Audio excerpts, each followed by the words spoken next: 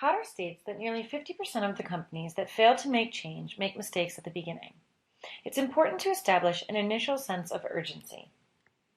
Paul Levy first communicated urgency to the board of directors and steering committee who were searching for a new CEO.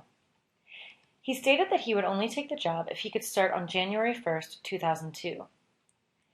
He wanted to be ahead of the game and already have a framework in place before the hired consulting firm The Hunter Group released their turnaround recommendations for BID. Levy felt, "We don't want to do what we're doing by blaming it on a consulting firm. We want to do what we're doing because it's our idea." Essentially, he wanted the hospital to face some accountability and make some decisions. Additionally, he had an immediate plan. Before taking the position, he had a second meeting where he outlined his requirements for taking the job. First, the board of directors needs to shrink, and it must stay out of day-to-day operations of the hospital, mostly because people were bypassing management and going straight to one of the many board members, which affected communications and morale. Finally, he reiterated the importance of his start date. Before his first official day as CEO, he met with the Care Group Board and Attorney General. The Attorney General viewed the inaction of the BID Board to turn around issues as a failure to preserve charitable assets. They wanted to sell the BID to a for-profit hospital and use the proceeds to help pay off debt. Levy knew that if the Attorney General and Care Group Board decided to sell BID, the president of Harvard would commit to withdrawing the Harvard affiliation. Levy knew that explaining this to his employees would be tricky, but essential to getting them on board.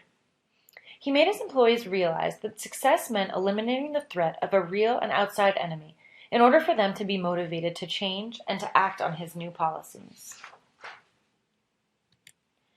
Now, a CEO cannot work completely alone. They must put together the right coalition of people to lead a change initiative. The coalition must have the right composition, a level of trust, and a shared objective.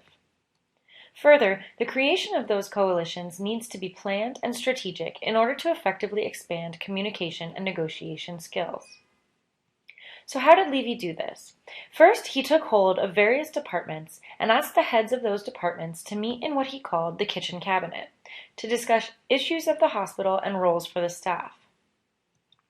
He created partnerships and changed relationships so that he was aware of what was going on. He also changed the structure of the board of directors and other decision-making bodies. The way in which he tightened up these groups was related to group theory, which states that effective work groups must require participative leaders who respect the dignity of group members and maintain harmony.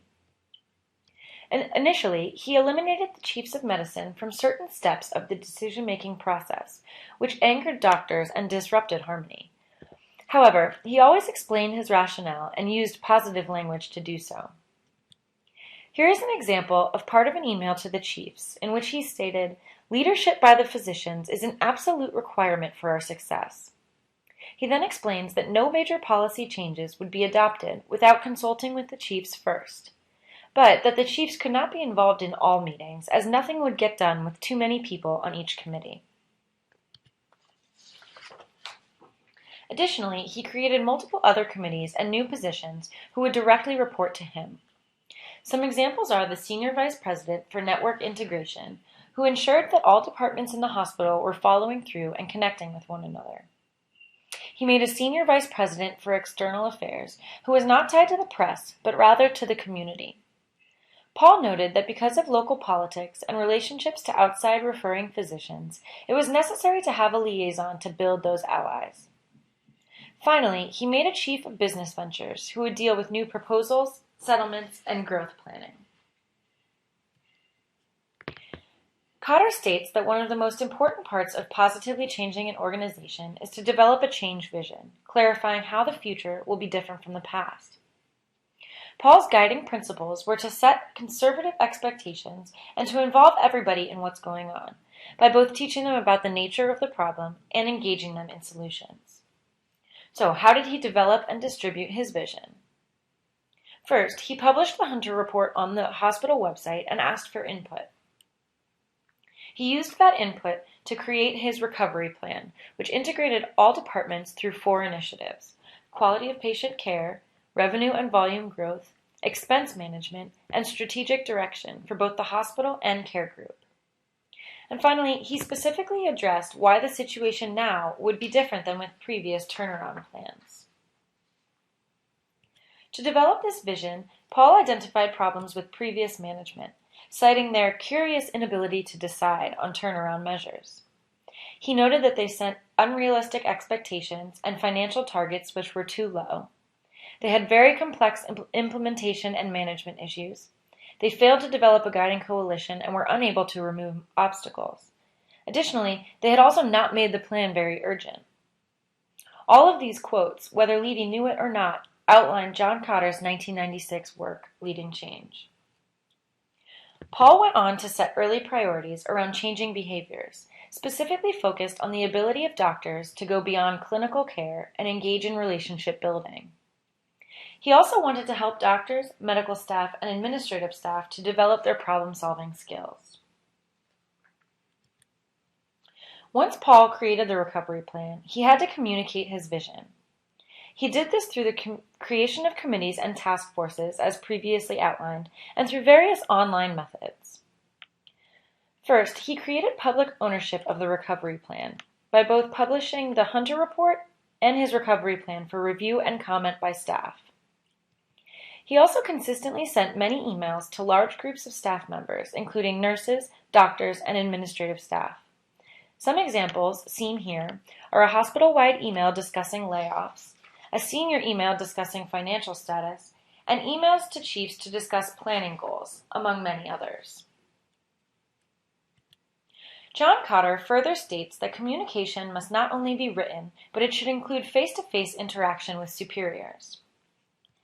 Levy held multiple open forums to do this, including a forum to discuss the plan, one to discuss financial reports, and various town hall meetings to discuss professional development for nurses and research staff, among many others.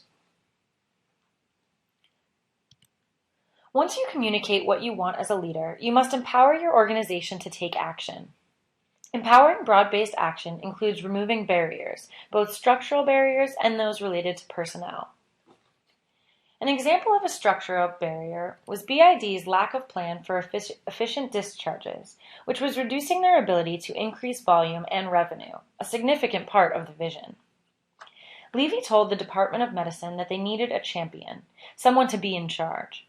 He put pressure on them to take action themselves, and he asked for progress reports so that he could monitor their work. Cotter also stated that broad-based action meant poor supervisors would have to change. Paul initiated performance review standards for chiefs, as well as standards related to reporting on budget variances. A tough part of his job was that he also had to deal with troublesome supervisors, like the COO. Paul had given the COO a performance review, which explained what she did well and what she had to do to improve.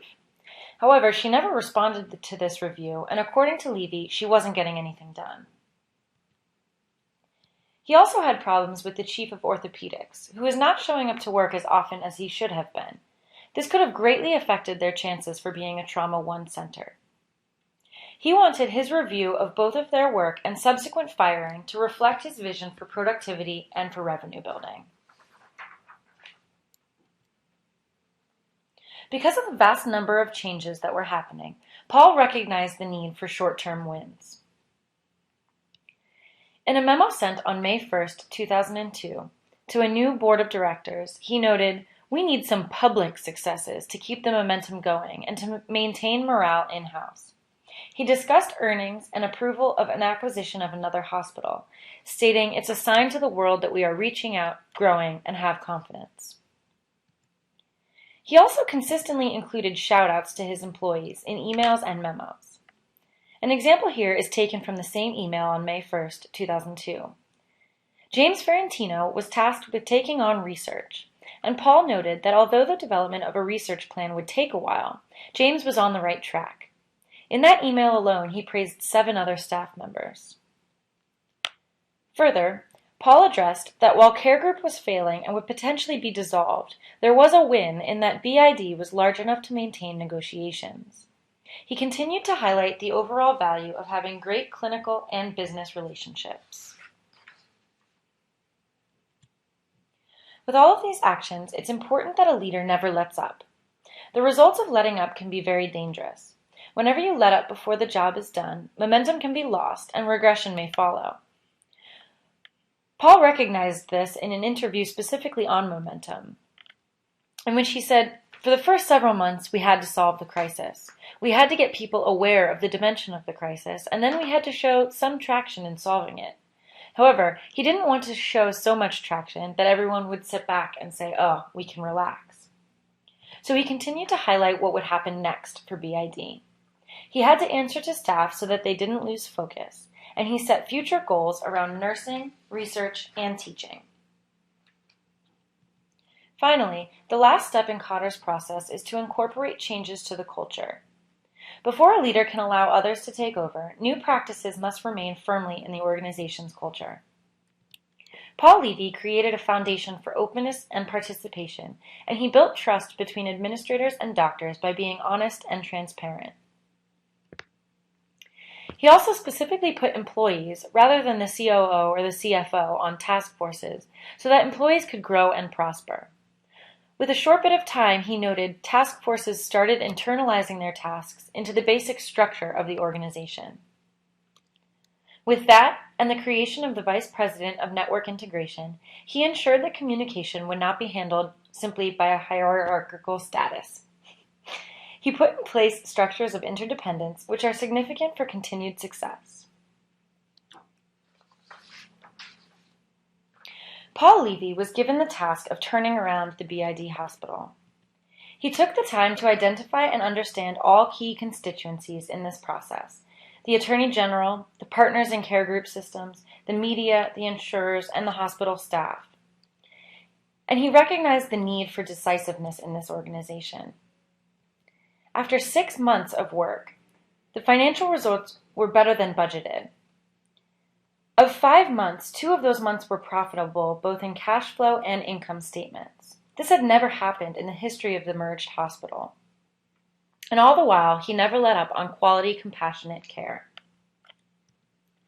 Hal Rainey, in his book Understanding and Managing Public Organizations, noted that public managers must, to some degree, balance managerial tasks with policymaking and with handling the political and institutional environment. Paul Levy successfully did this until his resignation from BID in 2011.